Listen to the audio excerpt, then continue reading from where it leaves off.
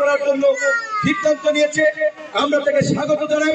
পরিষ্কারভাবে বলছি, এখানে আওয়ামী লীগ আছে, বিএনপি আছে, ইসলামী আন্দোলন আছে, জামাত আছে, এলাকার স্বার্থে আমরা সকল দল মতে মানুষকে নিয়ে কাজ করবো। কোনো ভেদাভেদ নাই।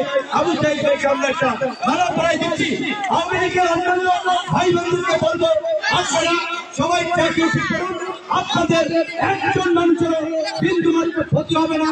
কোনো গ্রেফতার, কোনো হয়রানি, কোনো আতঙ্ক নাই। আপনাদের দায়িত্ব আমাদের এই গলা শোনা থাকবে না।